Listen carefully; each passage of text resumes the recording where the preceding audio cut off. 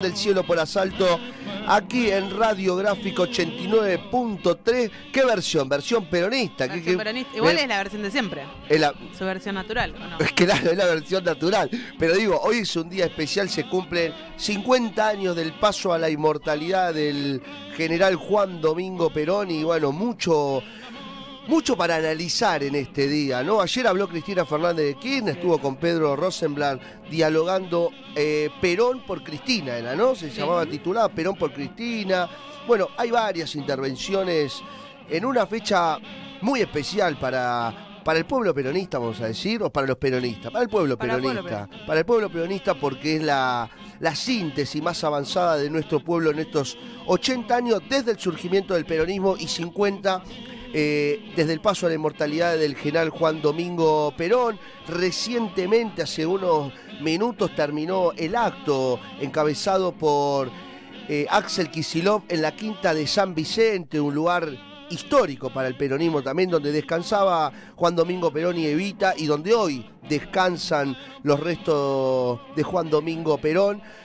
Habló alguien más, aparte de Axel, estuvo Quintela y alguien más que no me acuerdo. La compañera de Tucumán. De Tucumán.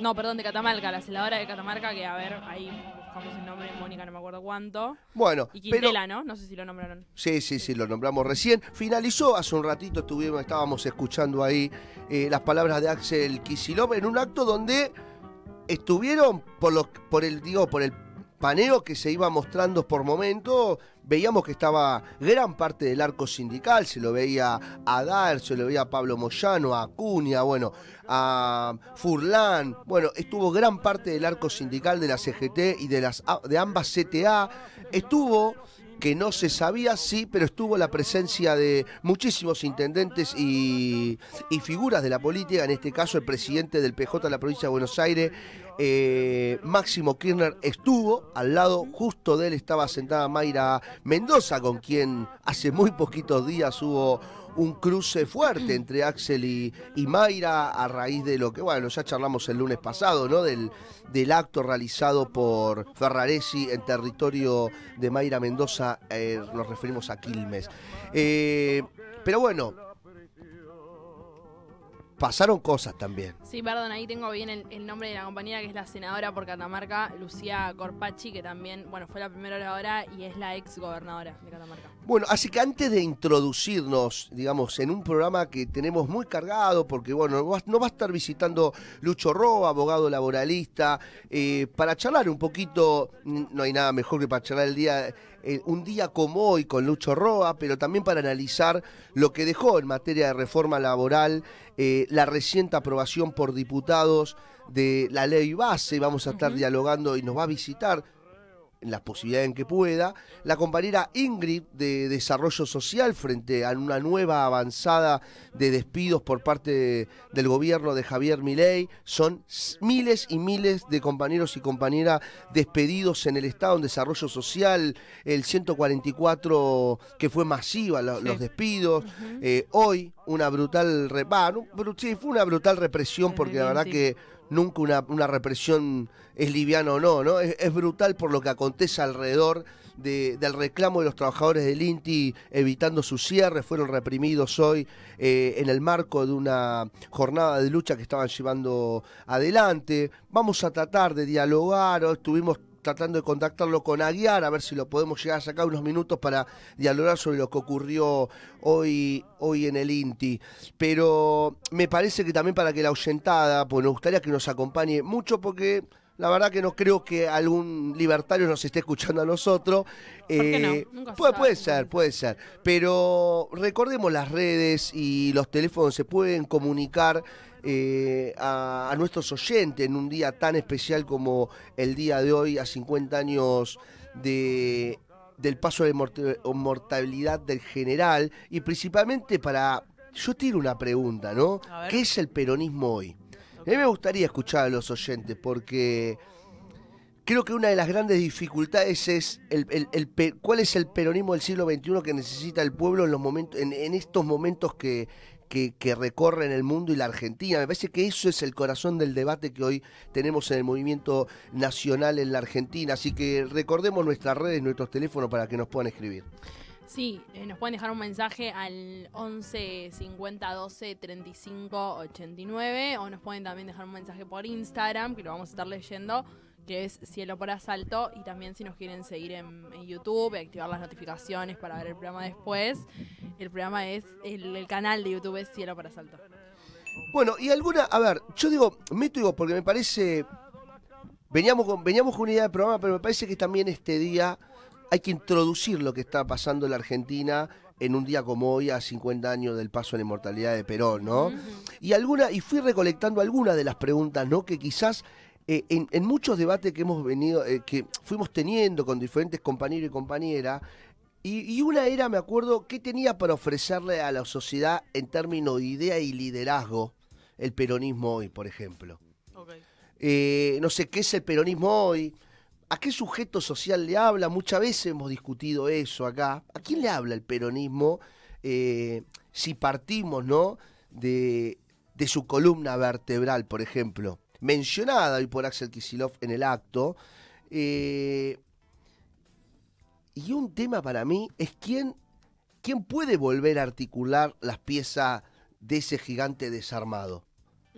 Digamos, hay algo. La semana pasada hubo un acontecimiento que, si bien pasó un poco desapercibido, me parece que es para tomar un poco de nota, y fue la reunión de los equipos económicos que impulsó Guillermo Moreno, donde hubo desde sectores del kirchnerismo, hubo desde el sector de Kicillof, hubo enviados por parte de Pichetto, o sea... Del Frente Renovador. Ahora, un dato que yo no tenía en agenda, es que ya se había armado un grupo económico de todos los sectores del peronismo bajo el gobierno de Mauricio Macri y que se desarticuló bajo el gobierno de Alberto Fernández, como que murió. Bueno, hoy se vuelve a avanzar un paso, se conforma un nuevo equipo económico y bueno, digamos, tiro ese dato porque me parece que no pasa desapercibido. Pero no sé, Abraham, a mí me gustaría escuchar a los oyentes, a ustedes, obviamente. Yo creo que hay algo del peronismo cuando juega a ser oposición, digo, de distintos gobiernos, ¿no? Y la construcción saliente de su épica. ¿A qué me refiero? Hemos hablado acá muchas veces del proceso del peronismo, el kirchnerismo en el gobierno de Macri, que estaba de alguna forma muy fresca los años de la década ganada, por ende el lema y la construcción hacia adelante era vamos a volver. Ahora, con este para mí nuevo invertebrado, que es el proceso de la libertad avanza, no se construye en la misma época sobre el mismo lema, sino tenés que construir en gran parte desde cero. Porque para mí hay dos cosas muy importantes. Perdiste las generales con el 3%, 4%, que fue Sergio Tomás Massa, a través de haber perdido las primeras, con una diferencia no tan grande, pero perdiste después el balotaje con una diferencia de 11 puntos. Entonces, el golpazo de haber perdido una base electoral es muy grande, que en 2019 te había acompañado de manera casi absoluta en su gran mayoría. Entonces, creo que hay... que me quedo pensando, como vos decís, bueno, ¿a quién le habla el peronismo? Yo lo primero que te voy a decir es a los trabajadores, pero por una construcción doctrinaria. Decís, bueno, por su columna vertebral, por su construcción identitaria, porque también, la gran discusión que siempre se da en la posmodernidad, de su referente máximo fue un trabajador de las Fuerzas Armadas, pero era un trabajador, digo, hay una discusión también respecto a eso. A mí me parece interesante ayer, lo dijimos acá fuera del aire un poco, pero quien haya visto la nota que le hizo Pepe Rosenblatt a Cristina en un momento habla de las Fuerzas Armadas, de ese rol. Digo, toda la construcción que se hace a nivel histórico, siempre te voy a decir a los trabajadores. Ahora, hoy, ¿qué aspecto de trabajador tenés? Y es difícil, quizás. Uno cuando piensa en trabajadores, también en términos de peronismo, quizás piensa en máquinas, en Fordismo, como en todo ese esquema de fotocopia de secundaria. Yo creo que igual le sigue hablando a los trabajadores. No creo que no. Pero hay un quizás espectro social nuevo que es difícil de definir. No sé, pienso. Es como una pregunta abierta.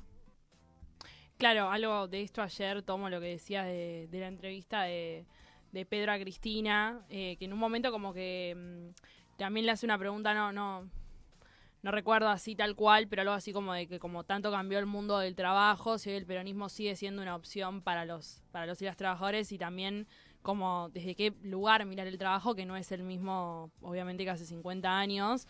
Y Cristina, una de las cosas que le respondió fue que el peronismo, como dicen algunos, no queda viejo, sino que los que quedan viejos son algunos, y que en todo caso hay que ayornarlo o ayornarse a discutir dentro de ese nuevo mundo del trabajo de la mano del peronismo, que al fin y al cabo... Sí, el tema es viejo para quién también, sí, porque por ejemplo, yo estoy de acuerdo con esa formulación, lo que no estoy de acuerdo, hay una postura que es, tiene que existir algo superador al peronismo, ¿no?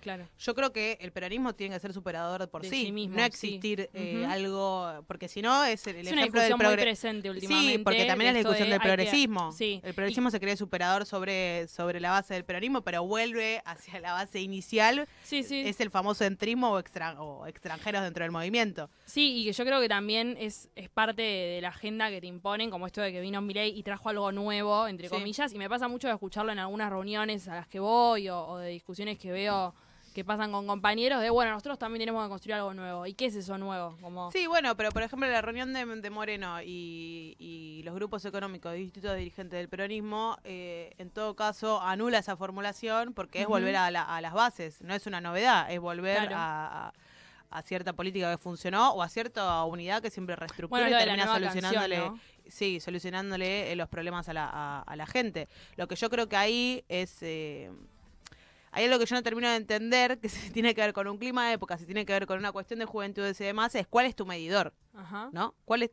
Acá siempre es cuál es tu medidor social, por ejemplo, para saber en qué momento la población se harta de distintas políticas económicas. ¿Cuál es tu medidor para también saber que alguien te necesita o que vos sos la opción de esa necesidad? Yo creo que la unidad siempre se pide a los gritos o se trama por debajo. La unidad siempre es una posibilidad. Ahora el tema es quién interpela esa unidad y sobre esa unidad qué conductor saldría, ¿no? Claro. Hubo una entrevista de Felipe Solá en Futurock ayer. Donde una de las cuestiones que afirmó Felipe Solá es que hay un cansancio con el peronismo en la sociedad. Puede ser. Hay algunos elementos que fue un tío que están buenos. A ver, no, en esto que planteaba Cata recién, ¿no? De que muchas veces surge en algunos sectores de la militancia o en este momento de desesperanza y de derrota y no entender qué es lo que sucedió. Y lo primero que piensa uno es que esto ya no funciona más. Sí, ¿no? Claro. Entonces piensa que, bueno, tenemos que crear algo nuevo o tiene que surgir algo nuevo. Distinto es quizás lo que había manifestado Axel Kicillof el año pasado, no, este año cuando dijo, o el año pasado, que había que componer una canción que la sepamos todo. Yo en ese sentido digo, ¿dónde radica, no, el peronismo? Yo digo, el peronismo radica en la tradición de lucha de nuestro pueblo. Ahora, me parece que el peronismo también ha generado ese paradigma o esa base de dónde partir. ¿No? Yo discuto esto con los compañeros. Digo, no es que hay que crear algo superador, compañero. O sea, la base y el cambio de paradigma generado por el peronismo a partir del 40 y del 45 en adelante, en el ideario de una Argentina independiente, soberana, justa, y en la concesión de derechos, puso directamente un piso de donde empezar a discutir. Sí, el tema es qué es lo que vos querés superar, modificar o generar como algo nuevo. No, por eso yo estoy en contra de eso que dice que generar algo nuevo. Ahí me parece que el debate que atraviesa hoy el peronismo es si a través de los cambios que hubo en el mundo, incluso en las relaciones de producción y en las relaciones de trabajo, si el peronismo partiendo de ese paradigma iniciado en el 45, e incluso hasta en el concepto de ciudadano que generó, en el voto a las mujeres, etcétera, los derechos a los ancianos, a los niños, bla, bla, bla. Yo digo, el problema es que si vos lográs reactualizar eso en función de los cambios sociales que hay. ¿Me explico? Porque si vos seguís reivindicando el programa de independencia económica y independencia política del peronismo y la Constitución del 49, etcétera, el problema es si vos lográs ayornar eso a los tiempos que corren. Ahora, Claro. si vos levantás esas banderas, pero después resulta que tenés a la mitad de la clase trabajadora en la informalidad, tenés un 47% de pobreza, los viejos no le alcanzan para morfar, tenés un problema. O si, ¿qué carajo pasó acá? Sí, sí, re. ¿Me entendés? Entonces yo creo que ahí donde viene esta discusión de decir Bueno. cómo lo das vuelta a esto. Sí.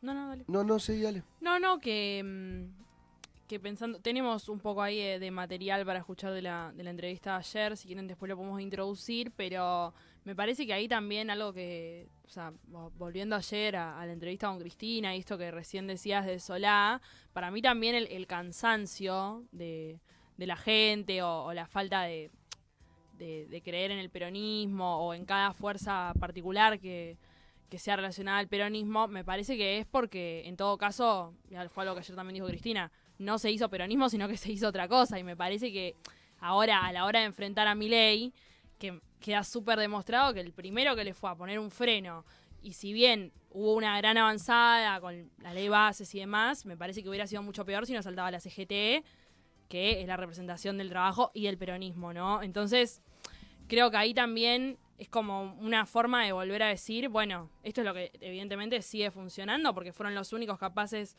de frenar junto con los trabajadores en la calle, siendo 1 millón de personas en todo el país, algo de la avanzada del gobierno, que si bien no alcanza, porque hay muchísima gente que, eso es lo que ella también ayer reconoció, sigue apoyando a Milei y sigue creyendo que esto puede llegar a funcionar, pero a lo que quería ir, sin irme mucho por las ramas, es que hubo también una crítica, que nosotros un poco lo venimos charlando, que decía ella hacia la generación actual, que vi que generó también como mucha controversia, sobre todo en Twitter y demás, sobre si estaba bien o si estaba mal, y habló un poco del TikTok. No sé si quieren que la escuchemos. Sí, sí.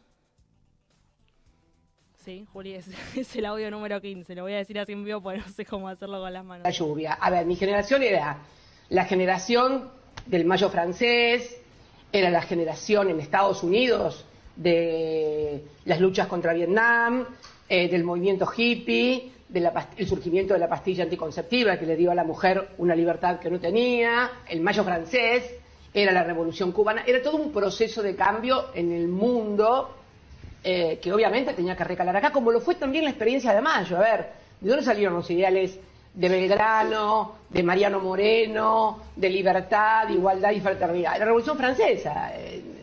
Son ciclos históricos. Y es cierto, leíamos mucho. Algunos más que otros. Sí, claro. Algunos más que otros. Pero sí, leíamos mucho, estábamos muy formados y teníamos además los instrumentos para poder decodificar e interpretar lo que veíamos. O sea, dudábamos de todo. Lo que aparecía en los diarios no lo creíamos. Lo que mirábamos a la televisión tampoco. Estábamos preparados para poner en duda el mundo. Y ahora hay gente que cree lo que sale en TikTok. Aunque sea una estupidez, una pelotudez grande como una casa, que no puede ser, lo cree igual. Entonces esto ha modificado también la rapidez.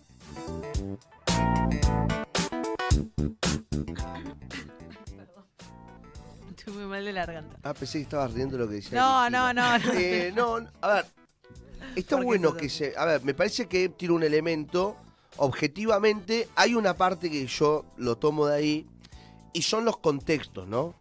Obviamente que el surgimiento del peronismo se dio en un contexto histórico. Venías en un proceso de la Revolución Rusa también en el mundo. O sea, había un proceso. Sí, la culminación de la Segunda Guerra Mundial. Exactamente, venías de obviamente que es todo de un contexto, incluso la década de los 60, de los 70, porque lograste sostener gran parte de esas banderas que el peronismo vino a ofrecerle a la sociedad, y cómo vos pudiste resistir durante 18 años desde el exilio con un pueblo luchando permanentemente en la Argentina por su regreso. Claro. Etapa que se viene a cerrar también con el golpe de Estado, que también coincidía con lo que venía pasando a nivel mundial, ¿no? Que después termina de concluirse con la caída del muro de Berlín y la otra etapa que se abre para el mundo con la globalización, etcétera, etcétera. Yo coincido con eso. Era otra generación, era otro contexto, y bueno, ahí tenemos el resultado también, ¿no? 30.000 compañeros detenidos, desaparecidos que dieron la vida enfrentando a la dictadura militar, más allá de esté uno de acuerdo o no en los errores o en los análisis políticos que hacían cada uno de esos sujetos y sujetas, ¿no? Después me parece que no puede ser solamente la crítica, porque si vos agarrás el periodo de Néstor Kirchner y de Cristina, había un contexto también. Inició en el 2001, que incluso te digo, se inició con Venezuela, con Hugo Chávez, Sí. que fue el que fue, ¿No fue la toma del 98? Sí, que fue el faro, digamos, para el resto de Latinoamérica. Tuviste un contexto de gobierno latinoamericano, Lula en Brasil, Chávez en Venezuela, Evo en Bolivia. Hubo un proceso. Acá lo que es interesante analizar es qué pasó con esos gobiernos populares, por qué permitieron avanzar y por qué después retrocedieron, que tiene que ver mucho también el rol de los Estados Unidos en ese momento en el mundo, luego del empantamiento en Irán, en Afganistán, donde retrocede y avanzan los chinos también a nivel mundial en esa disputa que les permitió a los gobiernos populares, ¿no?, aprovechar esas contradicciones y jugar fuerte en esa disputa internacional que había. El proceso regional igual últimamente también se da en función de avanzada de procesos judiciales que no terminan de ser cerrados y golpe de Estado en casos como Bolivia, en casos como lo que estuvo pasando con Ecuador, que se tuvo que exiliar de corrida. Digo, la síntesis también que se da a nivel regional es bastante escabrosa.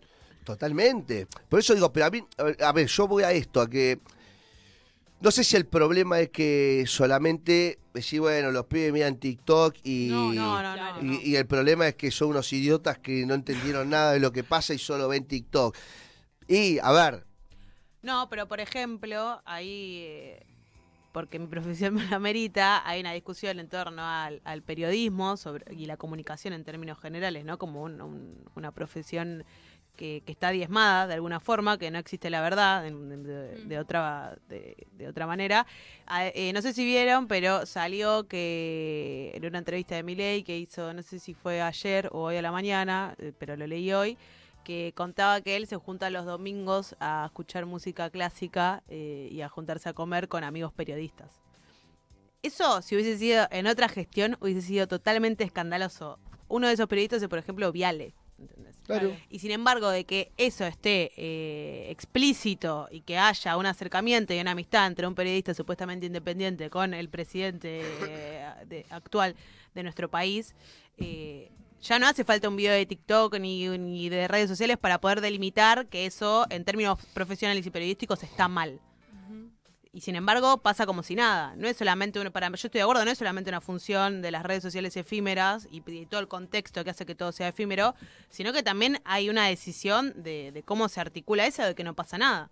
Que para mí es justamente lo que innova la libertad avanza en este contexto, que es el despojo de la institucionalidad y no pasa nada. Porque si no sirvió en la institucionalidad antes, porque habría que respetarla ahora. Kicillof hoy lo decía en el acto, que en un momento hace una comparación, el ejemplo de el presidente actual habla de que es un infiltrado del Estado para romperlo desde adentro. Digo, ¿qué Estado le quiere dejar a los demás? Como les está hablando a ustedes, diciéndoles que no los va a ayudar, ni los va a acompañar y demás. Y sin embargo hay gente que lo votó. Bueno, quizás hay algo de la interpretación de la verdad también en este momento, en esta generación, en este contexto que tiene que ver con eso. Sí, pero ahí viene el tema de cómo vos contrarrestás eso también. Sí, obvio, pero nosotros dijimos mucho tiempo que íbamos a representar a los trabajadores. No, pero por eso te digo, ¿cómo vos los contrarrestás? Por eso. Porque si no también caemos en ese deduccionismo para analizar lo que está pasando, ¿no? Porque gran parte de esta generación de hoy, que vivimos dirigencialmente y en los cuadros intermedios del campo nacional y popular, son los mismos compañeros que vinieron de ser protagonistas en la lucha de los 90. Sí. Y fueron protagonistas de que en la Argentina se echara un gobierno se echara por tierra, producto de esa pueblada, los acuerdos con el Fondo Monetario, y producto de esa lucha nace un Néstor Kirchner en la Argentina. Sí. Entonces también ahí digo, ¿qué fue lo que pasó? Que 20 años después, la síntesis de ese proceso latinoamericano, no solo acá en la Argentina, termine siendo Milei. Esa es la parte que tenemos que darnos una profunda discusión, me parece, de campo nacional. Se dijo más de lo que se hizo. ¿Me entendés? Esa es la discusión que yo digo. ¿Por qué? Porque también es cierto que después nos juntamos y nos damos latigazos, y es verdad, uno dice, che, pero son tipos de los latigazos, sí, pero en algún momento eso se tiene que discutir. O si no, hay una parte que yo me como. Y digo, no, bueno, el problema es que nosotros éramos, y ahora miran TikTok, bueno, qué sé yo. También tuvimos los últimos 20 años una militancia desde las dirigencias intermedias en todo lado, donde la preocupación mayor, ¿me entendés?, es la foto más que el acontecimiento político que estamos viviendo. Igual ella ahí hace como una autocrítica sobre la formación, la educación, y también sobre la formación de la militancia, y se lo atribuye directamente hacia la militancia, que hoy muchos pibes no... Pero no sé si es solo el problema de la militancia, ¿me explico? No sé si no sé si le puedo tirar la responsabilidad a la militancia diciendo, esto pasa porque vos no lees. No sé si es solo eso. No, porque si no también es desligarme. En todo caso también es nuestra responsabilidad. Obvio. Por fuera de la militancia es un error. Yo creo que la principal responsabilidad es no haber planteado y no haber formado para poder seguir pensando un proyecto de país como el que había en ese momento. Yo no sé si hay un orden de importancia ahí. Yo creo que hay tantas responsabilidades al mismo Pero tiempo obvio. que no hay un orden tan... Yo estoy de acuerdo con eso. Para mí ese es el problema, que en realidad lo elastiza el problema a futuro. A futuro, claro, porque no se puede pensar, no hay una base. No, porque no tenés algo de corte. Exacto. Al contrario, o sea, o empecemos todos de nuevo a foja cero a formarnos para 10 años, o estamos en la B, pero es un problema estructural. Pero porque por si eso no vamos... surge lo de las ideas nuevas, en realidad surge algo nuevo porque no Yo hay creo que nada así como en la para- música no hay nada nuevo, ya está todo inventado, solamente vas mezclando lo que tenés. Totalmente. El trap se inventa Por sobre eso base digo del hoy, hip hop, y el hip hop sobre música de los afroamericanos. Así lo que del peronismo, no hay nada nuevo, chicos. lo del peronismo, y en términos de si la sociedad dejó ser peronista o no, yo insisto que ir a los hechos históricos, e incluso los que pasaron recientemente, muestran que ese piso de derecho, de dónde partir para discutirlo de una Argentina justa, libre y soberana, sigue estando vigente en el pueblo argentino. ¿Sabés Por quién eso nos puede tuviste- ayudar a eso? A, por ejemplo, a quien tenés atrás, que es Lucho Roa, Está que ya viene, desesperado por entrar, está desesperado por entrar, ya aguantá, Lucho, un cachito, pero me parece que ese piso de derecho, hoy la Argentina lo sigue defendiendo. Entonces yo digo, Sí. radica ahí, radica en el pueblo, radica en las barriadas, radica en esa sabiduría, que decía, la sabiduría radica en el pueblo. Bueno, está ahí todavía, porque lo sigue defendiendo. Ahora, Sí. el problema es, y cierro con esta frase de Evita, cuando dice, si este pueblo, no hay nada que sea más fuerte que un pueblo, lo único que se necesita es decidirlo a ser justo, libre y soberano, dice. 15:34, nos vamos a un breve corte y ya lo tenemos con nosotros a Lucho Roa, abogado laboralista, asesor sindical y peronista, obviamente, charlando con nosotros también en este 50 aniversario del paso a la inmortalidad del general Juan Domingo Perón. Ya volvemos. Pone la gráfica.